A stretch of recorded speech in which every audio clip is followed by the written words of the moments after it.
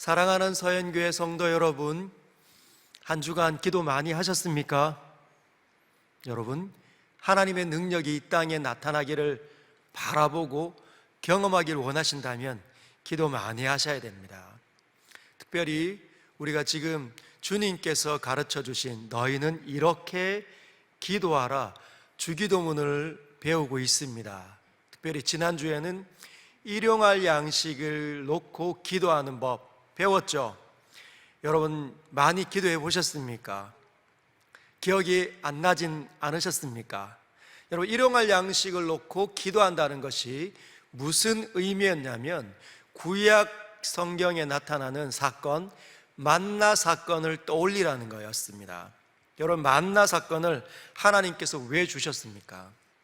만나를 주신 이유는 이제 막 출애굽했던 이스라엘 백성이 하나님의 법과 질서를 무시하며 살아왔던 모든 인생의 습관을 깨뜨리기 위해서 늘 원망하고 늘 다투고 쉽게 삐지고 마음이 어려운 일이 일어나면 염려하고 근심하고 그래서 갈등이 일어나는 여러 가지 자기 멋대로의 삶을 중단하고 이제는 하나님의 백성답게 살아가도록 훈련하기 위해서 만나를 내리신 것이었습니다. 여러분 만나를 내리시는 방법이 있습니다. 잘 기억하십시오. 만나가 내려오는 이 방식은 하늘에서 내리는 방식으로 주어졌습니다. 땅에서 자라는 방식이 아니라 가만히 있다가 뿅 하고 나타나는 것이 아니라 하늘에서 내려오는 방식, 그리고 시간대, 주어지는 시간대는 새벽 이슬이 내리는 시간대에, 그리고 날마다 거두도록 한 번에 일주일에 하루에 일주일치의 양을 다 거두지 않고 날마다 거두는 방식으로 주어졌고, 그리고 그것을 제때 거두지 못하면 해가 쨍쨍하게 내리칠 때 그 모든 것들이 살아 없어지도록 하나님께서 그 방식을 통해서 자기 멋대로의 인생을 살아왔던 그 이스라엘 백성들을 훈육시키셨다는 것이죠. 그리고 마지막으로 보관이 안 되도록 많이 걷어서 보관을 하려고 하면 그 다음날 그 모든 것들이 순식간에 사라지도록 환경이 적절한 온도를 맞추어도 절대로 보관이 되지 않도록 하나님께서 만드셨습니다. 그러면 이런 방식을 통해 날마다 이스라엘 백성들이 만나를 거두면서 무엇을 얻었을까요? 어떠한 것을 교훈으로 경험했을까요? 첫 번째, 하늘에서 만나가 비같이 내리는 것을 통해 이스라엘 백성들이 배운 것은 무엇입니까? 일용할 양식은 하나님께로부터 오는 것이구나, 이걸 배운 겁니다. 그들은 지금까지 자신들이 일하고 수고해서 먹을 것을 얻었는데 이제는 하늘에서 만나가 내려오는 방식을 통해서 일용할 양식은 하나님께서 주신다는 것을 날마다 경험했습니다. 그리고 내리는 시간대가 언제라고요? 새벽에 이슬이 내리는 시간대에 만나가 동일하게 내리도록. 그 말은 많은 사람들이 예측하지 않는 시간대, 즉 다 잠에 떨어져서 활동하지 않는 시간대에 만나가 내리도록 하나님께서 만드셨습니다. 즉 인생을 우리가 살아가면서 일용할 양식이 언제 주어진다고요? 우리가 예측하지 못할 때, 우리가 인식하지 못할 때 하나님께서 나에게 주시는 것으로 일용할 양식 만나를 거두도록 하나님께서 훈련시키셨다는 것이죠. 그리고 직접 거두러 나가야 했습니다. 게을러서 집에 있는 사람은 먹지 못하도록. 그래서 하루의 양식을 얻을 때 최선의 삶을 살기 위해서 직접 나가도록. 그리고 늦게 가면 걷지 못하는 겁니다. 왜? 해가 쨍쨍하게 내려지면 만나는 다 살아 없어지도록 만드셨기 때문에 게으르고 나태한 인생은 일용할 양식을 얻지 못하도록, 하나님께서 주시는 일용할 양식을 얻지 못하도록 하나님의 백성을 훈련시키셨다는 것이죠. 그리고 탐욕에 사로잡혀서 많이 거두고 싶다라는 생각을 갖지 못하도록, 많이 거두었는데 그 다음날 그것들이 다 사라지는 것을 통해서 내가 욕심을 부리면 안 되는구나, 하나님의 백성은 욕심을 부리며 살지 않는 것이구나라는 것을 이스라엘 백성들이 일용할 양식이 하늘에서 비처럼 내리는 그 만나를 통해서 경험하기 시작했습니다. 그래서 예수님께서 그 만나의 그 일용할 양식을 떠올리면서 그 기도를 우리에게 날마다 하도록 가르치셨다는 겁니다. 왜냐하면 우리가 먹을 것이 많아서, 그리고 우리의 손으로 수고해서 얻은 것들이 다 있기 때문에 우리가 일용할 양식을 놓고 기도하지 않을 줄 아셨기 때문입니다. 그래서 일용할 양식, 내 인생이 하나님께서 책임지신다는 생각을 잘하지 못하는 이 땅에 있는 사람들을 이미 예견하셨기 때문이에요. 여러분은 어떻습니까? 일용할 양식을 구하고 있습니까? 범사의 하나님을 인정하는 그런 기도의 습관을 가지시기를 바랍니다. 두 번째는 먹을 것이 없을 때, 이스라엘 백성들이 먹을 것이 없어서 원망하고 불평했지 않습니까? 그때 만나가 내려지는 것처럼, 그래서 하나님이 옆에서 돌보시고 지켜주신다는 사실을 경험하고 체험하도록 이스라엘 백성들에게 가르치신 것처럼 오늘 우리에게도 먹을 것이 없을 때 염려하고 두려워만 하지 말라는 겁니다. 일용할 양식을 놓고 기도하라는 것이죠. 우리를 죄악 가운데서 건지신 그 하나님께서 우리를 여전히 돌보주시고 계시다는 것을 경험하라는 겁니다. 그래서 우리가 기도하는 자리에 일용할 양식을 놓고 기도하는 것은 매우 매우 중요한 겁니다. 우리는 거룩한 습관이 잘 없습니다. 우리의 멋대로의 신앙생활을 하는 습관이 너무 많고, 인생을 내 습관과 내 의지로도 살아왔던 내 나라의 방식이 너무 강력하기 때문에 이걸 고쳐내려면 여러분 많은 시간을 여러분 들여야 합니다. 거룩한 습관이 나에게 삶으로 나타날 때까지, 눈을 들어 세상이 펼쳐질 때, 상황이 펼쳐질 때, 사건이 일어날 때 하나님의 눈으로 바라봐질 때까지 여러분은 그 거룩한 습관을 만들어야 합니다. 그래서 일용할 양식을 놓고 기도하는 건 매우 중요하다는 거죠. 오늘은 예수님께서 우리에게 무엇을 가르쳐 주실까요? 어떤 기도를 가르쳐 주실까요? 우리 12절 같이 한번 읽어보도록 하겠습니다. 시작. 우리가 우리에게 죄 지은 자를 사하여 준 것 같이 우리 죄를 사하여 주시옵고. 한 번만 더 해보도록 하겠습니다. 시작. 우리가 우리에게 죄 지은 자를 사하여 준 것 같이 우리 죄를 사하여 주시옵고. 여러분, 이 기도는 일용할 양식을 놓고 기도하는 것만큼 매우 중요합니다. 우리의 삶 속에 우리의 죄에 대한 용서를 하나님 앞에 구하는 기도, 회개의 기도는 늘 매일 매 순간 필요합니다. 왜냐하면 영혼의 샬롬과 직결되어져 있기 때문에 우리 안에 가만히 들어와 있는 이 죄를 파악하는 건 매우 중요하다는 것이죠. 여러분, 우리가 죄 가운데 태어났지 않습니까? 그래서 죄 안에 있는 건 익숙한 거예요. 여러분, 우리 체육복만 입고 체육복에 줄 하나 꿰어져 있는 집에 있는 게으른 한 청년이 있다고 한번 생각해 보십시오. 그 청년이 늘 아침에 일어나는 시간이 12시, 그리고 늘 일어나서 라면 끓여 먹고 또 TV 보다가 아이고야 나는 어떻게 살까, 나는 정말 힘들다 하고 다시 침대에 가서 눕고 하루 종일 이런 삶을 살면 그가 있는 그 방의 모습은 어떻게 변할까요? 균형과 조화와 질서의 아름다움이 있겠습니까?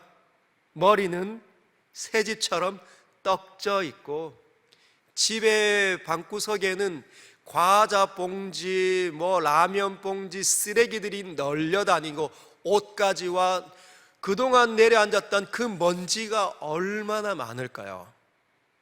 근데 그 사람이 그 속에 왜 있을까요? 왜 여전히 그 방을 치우지 않고 여전히 더럽혀진 그곳에 여전히 있겠습니까? 자기의 눈에 더럽다고 인식이 되지 않기 때문이에요. 그래서 그 방을 치우지 않습니다. 마찬가지로 우리가 죄 가운데 태어났을 때는 바로 그런 것을 의미하는 거죠. 거짓말을 했고 미움이 일어나고 다투고 원망하고 싸우는데 전혀 불편하지 않는 거예요. 괜찮은 겁니다. 이래도 되고 저래도 되는 거죠. 왜? 그 속에 오랫동안 살다 보니까 그게 너무 익숙한 거예요. 그게 나쁘다는 생각이 들지 않습니다. 그러나 여러분, 그 방에 누워있는 그 청년이 어느 날 갑자기 정신이 번쩍 드는데 자기가 누워있는 이곳이 너무 추하다는 거, 왜 저기에 옷이 저렇게 널브러져 있을까? 여기에는 왜 이 쓰레기가 썩어 있을까? 나는 왜 이렇게 누워 있을까라고 자신이 수치가 드러날 때 어떻게 할까요? 뛰쳐나가고 싶은 거죠. 그래서 정리를 하는 겁니다. 1시간, 2시간, 3시간, 4시간 깨끗하게 정돈을 하면 그 방을 깨끗해지는 거죠. 그러면 그 방에 있는 그 청년의 마음 상태도 깨끗해지는 겁니다. 마치 그런 것처럼 우리가 죄악 가운데 태어나서 죄악을 먹고 마실 때에는 그것이 너무 익숙한데 하나님께서 우리 마음에 찾아오셔서 하나님의 이 거룩함으로 우리를 비추시면 우리가 그때 수치가 드러나는 것이죠. 여러분, 기도할 때 우리 안에 가만히 들어와서 우리를 죄 가운데로 자꾸 이끌려고 하는 그 죄를 방치하면 신앙생활 제대로 하지 못합니다. 하나님 절대로 믿겨지지 않아요. 여러분이 신앙생활을 지금까지 하시면서 왜 이렇게 나는 예배생활이 재미가 없을까? 왜 기도해도 응답이 없을까? 하나님 나를 안 만나주시는 것 같을까? 왜 나는 내 삶이 이렇게 팍팍하고 각박할까? 나는 정말 하나님 나를 사랑하시는 것 같을까? 그 모든 원인은 여러분에게 가만히 찾아왔던 그 죄를 방치했기 때문일 수 있습니다. 여러분이 진짜 거듭났다면, 여러분이 성령으로 알 수 없는 하나님의 신비함으로 예수님이 믿겨져서 예수님을 영접한 사람인데 또 불구하고 지금까지 신앙생활이 이렇게 재미가 없다면, 침체를 겪고 있다면 언젠가부터 내 삶 속에 가만히 들어와 있는 죄를 가만히 방치해 두었기 때문입니다. 그래서 기도하는 자리에서 우리의 허물을 놓고 우리의 허물이 어디에서 비롯되었는지, 하나님과의 나의 이 맡긴담이 자꾸만 있어가는 이 일은 왜 일어났는지 우리를 반추하는 일은 반드시 필요하다는 것이죠. 그 기도를 많이 해야 합니다. 하나님께서 우리를 지으셨을 때, 하나님께서 우리가 어떤 상태였을 때 하나님 기뻐하실까요? 우리가 어떤 상태일 때 하나님 가장 좋아하시겠습니까? 우리가 생명으로 가득 찰 때, 우리가 행복해하고 웃을 때, 깔깔거리면서 박장대소하고 삶을 안전하게 사는 것처럼 행복해하고 기뻐하는 모습을 하나님 가장 보고 싶어 하신다는 겁니다. 그러면 하나님께서 우리의 영혼을 보시며 우리에게서 보고 싶어 하지 않는 상태는 무엇일까요? 반대로 눈물을 흘리고 슬퍼하고 두려워하고 걱정하고 분노하고 미워하고 싸우고 다투고 갈등해서 부서지는 것을 하나님 보고 싶어 하지 않습니다. 왜? 하나님은 생명이시기 때문에. 생명을 잃어버려야 다 부서지잖아요. 그래서 하나님께서는 하나님을 닮아 있지 않는 모습이 하나님께서 하나님의 형상으로 창조되어진 우리에게서 보고 싶어 하지 않습니다. 그런데 하나님께서 보고 싶어 하지 않는 일이 일어날 때 그 일이 일어나도록 만드는 것이 바로 죄라는 것이죠. 죄. 그래서 이 죄를 방치하지 않고 해결하는 자리가 기도의 자리입니다. 여러분, 기도하실 때 회개하고 계시죠? 한 주를 돌아보고 있습니까? 하루를 떠올려 보고 있습니까? 아니면 아침에 일어났을 때, 길을 갈 때, 아니면 이제 누워서 하루를 마감할 때 하루 속에 있었던 수많은 죄악들을 떠올려 보십시오. 하나님 없이 살았던, 말을 함부로 해서 사람의 마음을 핥혔던 현장이 무엇인지 떠올리셔야 합니다. 근데 이 기도의 현장에서 하나님께서 보이지 않는 하나님께서 역사하시는 이 기도의 현장이 제대로 역할이 되려면 두 가지 전제가 필요합니다. 하나는 하나님께서 진짜 계셔야 된다는 거죠. 기도했는데 하나님 안 계시면 그 아무런 의미가 없습니다. 그렇죠? 그래서 하나님께서는 반드시 계셔야 합니다. 그래서 우리가 늘 찬양 부르는 살아계신 주, 하나님께서는 살아계신 분이시라는 거죠. 여러분 믿으십니까? 하나님께서는 살아계신 분이십니다. 이것이 첫 번째 전제. 두 번째는 우리가 거듭난 진짜 성도여야만 된다는 거죠. 우리가 진짜 성도가 아니면 살아계신 하나님 만날 수가 없습니다. 예수님을 믿는 사람, 믿음이 엄청 좋은 사람이 진짜 믿는다라고 말할 수 있지만, 그럼 믿음이 약한 사람은 진짜 안 믿나? 아닙니다. 여러분의 이 인생의 시간 속에 십자가에 달리신 예수께서 나를 위해서 하나님께서 보내주신 선물이구나 라는 것을 믿는 사람, 믿겨진 사람, 그 사람은 지금 엉터리 같은 모습을 띈다 할지라도 진짜 리얼 크리스찬입니다. 이 두 가지, 하나님께서는 살아계시고 우리가 진짜 예수님을 영접한 사람, 성도라고 한다면 기도는 이루어지게 되어져 있어요. 첫 번째, 내가 성령 충만하고 믿음이 좋은 상태에서는 여러분이 죄를 저질렀다 견딜 수 없습니다. 왜? 성령이 우리를 찌르시니까요. 죄가 들어오면 성령이 금방 여러분을 찌릅니다. 내가 오늘도 실패했다. 내가 하나님의 사람인데 오늘도 이렇게 나쁜 말을 했나 보다. 이렇게 화를 냈구나. 난 참 한심하다. 이렇게 만들도록 성령이 역사하신다는 겁니다. 안 그러면 어떤 상태가 된다고요? 그럴 수 있지 뭐. 그 청년이 방에서 뒹굴 때 그 더럽혀진 것이 전혀 어색하지 않고 익숙하도록 만들어버리면 이것이 성령이 충만하지 않는 거 아닙니까? 성령이 충만하면 내가 오늘도 실패했구나, 그런 깨달음이 번개같이 일어난다는 거죠. 그런데 언제 가만히 내버려두면 안 됩니다. 기도할 때. 왜? 기도하는 자리가 보이지 아니하시고 영원히 계신 살아계신 하나님을 만나는 자리 아닙니까? 기도하러 들어가서 하늘에 계신 우리 아버지여 이름이 거룩히 여김을 받으시오며 하면 내 안에 하나님께서 번개같이 모든 선함을 발휘하셔서 죄를 생각나게 만드십니다. 그러면 하나님 우리의 죄를 사하여 주십시오라고 기도하겠죠. 그런데 죄를 방치했어요.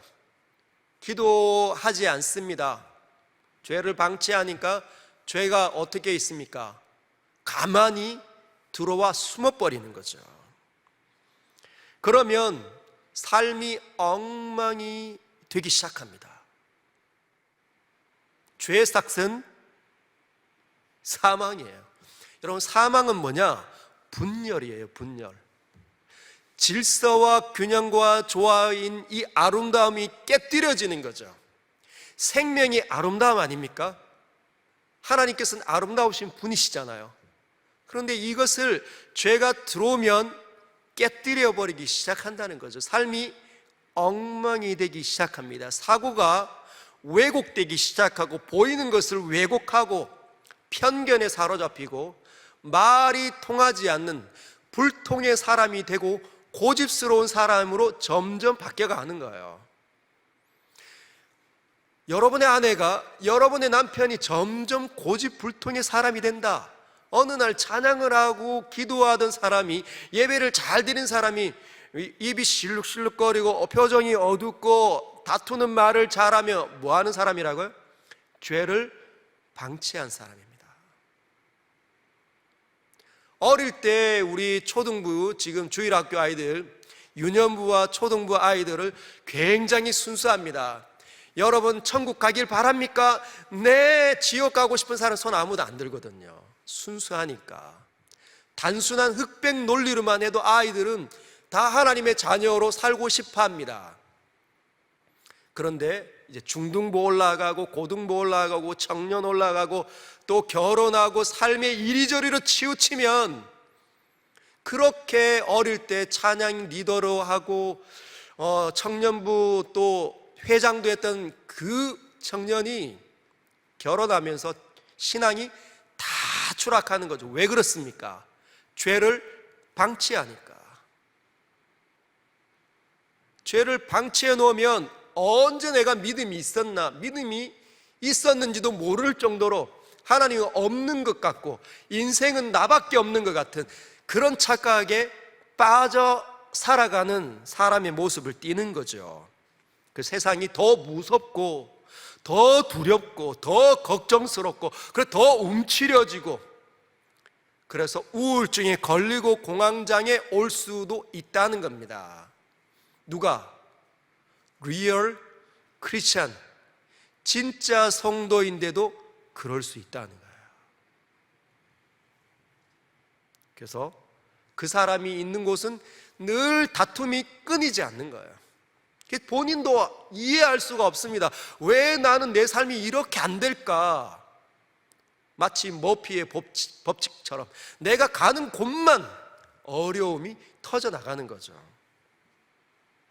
그리고 그 사람이 설령 기도한다 할지라도 죄를 오랫동안 방치했기 때문에 기도가 잘 되겠습니까?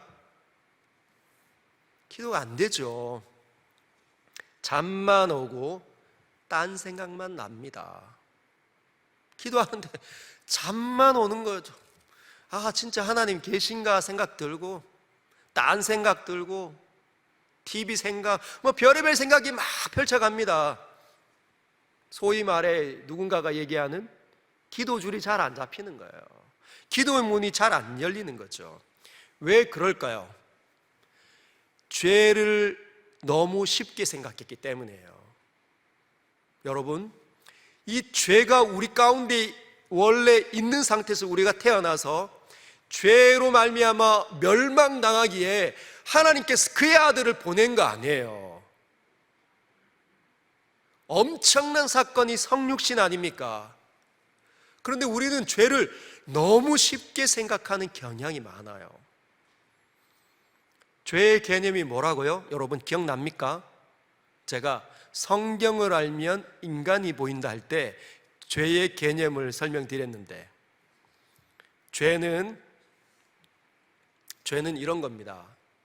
죄는 파괴하는 힘이다. 파괴하는 원리다. 파괴되게 만드는 원리고 힘이다라고, 경향성이다. 기억나시죠? 욕조에 마개, 물이 차 있는데 마개를 빼면 순식간에 그 원리가 생기면서 다 빠져 들어가는, 죄가 우리 안에 들어오면 어떤 일이 일어날까요? 파괴시켜버립니다. 모든 것들이 파괴됩니다. 하나님께서 우리를 향한 그 원함은 우리가 행복해하고 생명으로 가득 차고 기뻐하고 안정하고 샬롬을 누리는 거 아닙니까? 늘 찬양하고 늘 노래 부르고 늘 명랑하게 사는 건데 그 일이 하나도 일어나지 않으니 삶이 재미 하나도 없습니다. 그리고 이 죄는 놀라운 힘을 발휘를 합니다. 사도 바울이 로마서 7장 21절에 이렇게 이야기하죠. 로마서 7장 21절, 그러므로 내가 한 법을 깨달았나니, 누가 얘기했다고요?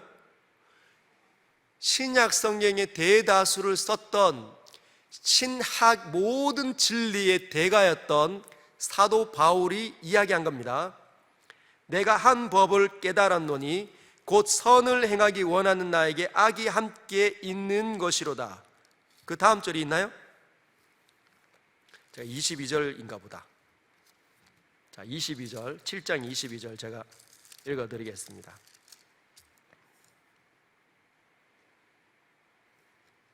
아, 20절이네요. 20절에 만일 내가 원치 아니하는 그것을 하면 이를 행하는 자는 내가 아니요 내 속에 거하는 죄니라. 여러분 한번 잘 들어보세요. 만일 내가 원하지 아니하는 그것을 하면, 내가 원하는 건 뭡니까? 행복해하고 기뻐하고 즐거워하고 사람과 사랑하고 연합하고 배려하고 세상을 이끄는 것 아닙니까? 그런데 내가 원하지 아니하는 그것을 하면 이를 행하는 자는 내가 아니라는 거예요. 뭐라고 얘기하냐면 내 속에 거하는 죄니라. 죄가 내 속에 들어오면 내가 원하지 않는 그 일을 만들어 버린다는 겁니다. 그래서 죄악이라는 열매를 맺어요. 시기와 질투와 분냄과 이 모든 악한 열매를 맺는다는 것이죠. 그리고 이 죄는 놀라운 특징이 있습니다. 요한복음 3장 20절 예수님의 말씀입니다. 요한복음 3장 20절, 악을 행하는 자마다 빛을 미워하여 빛으로 오지 아니하나니 이는 그 행위가 드러날까 하며, 여기 잘 보십시오. 악을 행하는 자마다 빛을 미워하여 빛으로 오지 않아요. 그럼 어떻게 합니까? 빛으로 안 오면 어디로 간다는 거예요? 어둠으로 숨는다는 겁니다. 자기가 드러나는 것을 원하지 않는다는 거죠. 즉, 이 안에 죄가 들어오면 깊은 곳으로 숨어버립니다. 어둠 속으로 더 깊이 드러나는 거죠. 그래서 저와 여러분이 기도하면 잠만 오고 딴 생각이 나도록 모든 것들을 발휘를 합니다. 어두워지도록 만드는 거죠. 빛으로 나아가지 못하도록. 숙주인 저와 여러분이 하나님 앞으로 나아가지 못하도록 만들어버린다는, 이것이 죄의 경향성입니다. 그래서 이것이 지속이 되면 어떻게 되느냐? 서기관과 바리새인들처럼 회당에서 거리에서 손을 들고 연기하는 기도자가 될 수 있어요. 금요일날 모이고 여러분들이 각 전도회 또는 소그룹에 모여서 기도할 때 감동 없이 하나님을 느끼지 아니하며 사람들 앞에 기도하는 연기자가 될 수 있다는 겁니다. 그래서 능력이 한 번도 나타나지 않아요. 하나님 살아있는 흔적이 나타나지 않는 겁니다. 그래서 우리는 기도하는 자리에서 이 죄를 청산하는, 이 죄 사해달라고 하나님께 용서를 구하는 이 기도를 많이 해야 합니다. 이 보이지 않았던 어둠 속에 깊이 내재되어져 있던, 방치되어져 있던 그 죄가 무엇인지 깨달을 수 있도록 여러분 기도 많이 하십시오. 여러분이 지난 한 주 동안 일용할 양식을 놓고 기도하라고, 아, 이런 것이었구나 하고 지난 주일날 깨달았는데 한 번도 기도가 안 나타났다. 방치되어져 있는 죄가 너무 많습니다. 그래서 하나님이 살아있는지 믿겨지지도 않고 기도하고 싶지도 않고 안 해도 그냥 살아갈 수 있을 것 같이 생각한다는 거죠. 오늘 본문을 가만히 들여다보면 우리가 우리에게 죄 지은 자를 사하여 준 것 같이 우리 죄를 사하여 주시옵소서라고 하는 이 기도는 조건문처럼 보이죠. 우리가 우리에게 죄 지은 자를 사하여 주었으니까 우리의 죄를 사하여 주십시오라고 이야기하지만, 여러분 이 기도의 원래 이 원문을 가만히 들여다보면 조건문처럼 보이지만 강조문의 형태입니다. 너희가 진정으로 죄를 용서받기를 원한다면, 주님 우리의 죄를 용서해 주십시오라고 말을 한다면 용서하지 않았던 죄를 떠올려 그걸 방치했던 그 죄를 청산하라는 겁니다. 여러분 우리에게 있어서 가장 우리의 마음속에 영혼 깊이 숨고 우리를 망가뜨리는 죄는 사람과의 갈등에서 오는 죄입니다. 사람이 나를 공격했을 때 그걸 내가 어떻게 하죠? 늘 복수하고 대갚아주는. 어떻게 대갚아줍니까? 한 대 맞으면 두 대를 때려야 조금 시원한데 두 대 때려도 만족이 안 되는 사람들이 있습니다. 근데 양심이 있어서 하나님 믿으니까 한 대 맞아도 한 대 안 때려야지. 그런데 용서하지 않은 거예요. 어떻게 합니까? 마음속에서 미워하는 거죠. 마음속에서 미워하는 겁니다. 그렇게 하면 하나님 앞에 참된 회개가 아니다. 방치하고 묻어둘 뿐이라는 겁니다. 여러분 주님께서 우리에게 구원을 베풀어 주시는 도식이 이렇습니다. 그 구원의 그 원리가 이렇죠. 구원이라는 말은 끌려다니는 사람을 해방시켜 주는 것을 구원이라고 합니다. 어떻게?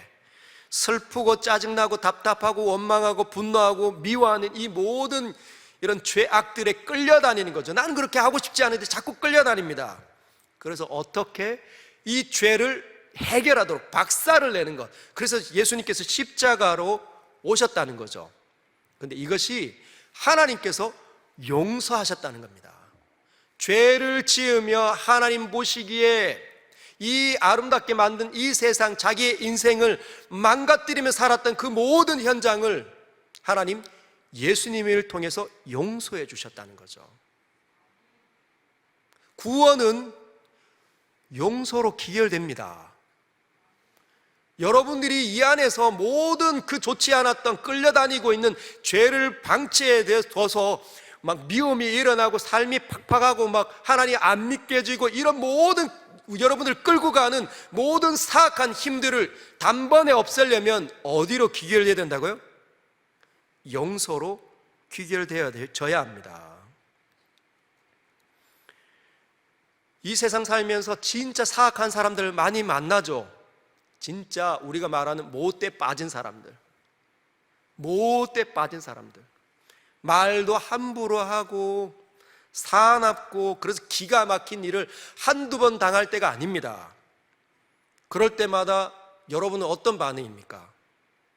같이 미워하십니까? 미워하시니 속이 편하십니까? 막 짜증나고 눈을 도끼눈 해가지고 하면 흥분해서 정신 못 차려지죠. 분노하면 더 큰 분노를 일으키게 됩니다. 여러분이 쭉 참고 있다가 도저히 안 되겠다, 내가 한번 본때를 보여야겠다 하고 나쁜 말을 탁 배뱉으면 그 상황이 좋아집니까? 절대 좋아지지 않습니다. 더 큰 어려움으로 더 걷잡을 수 없이 번져가는 것이 인생사입니다. 복수하려는 복수의 화신들. 그래서 하나님 앞에 기도할 때, 하나님 저 사람은 안 됩니다. 저 사람은 진짜 나쁜 사람입니다. 한번 손 봐주셔야 되면 하나님 도와주십시오. 그렇게 하면 하나님 우리를 보면서 하나님 닮았다, 말씀하지 않아요. 아, 참 나를 닮았구나. 누구를 닮았습니까? 마귀를 닮은 거죠. 너희 아비 마귀를 닮았구나. 고통스러운 것이죠, 하나님께서. 여러분, 혹시 이런 기도 하시면 안 됩니다. 주님, 제 남편 제가 오늘도 저에게 함부로 얘기했는데 주님 용서하게 도와주십시오. 용서하게 도와주십시오. 제 아내를 용서하게 도와주십시오. 저 사람을 용서하게 도와주십시오. 주님, 용서할 수 있는 마음을 주십시오. 그리고 끝났어요. 뭐 어떻게 된 겁니까? 방치한 겁니다. 주님은 뭐라고 말씀하실까요? 그냥 용서해라. 주님, 용서하게 해주세요. 용서하게 해주세요. 주님, 저 용서가 안 되는데 용서하게 해주세요. 고집 부리는 건 너다라는 거예요. 왜 용서 안 하니? 그게 그렇게 밉니? 내가 너를 용서한 건 훨씬 더 크다. 그래서 주님의 사랑을 묵상을 해야 합니다. 주님이 말씀하셨잖아요. 베드로가 몇 번 용서해야 됩니까? 7번 하면 되나요? 아니, 70번을 7번 해라.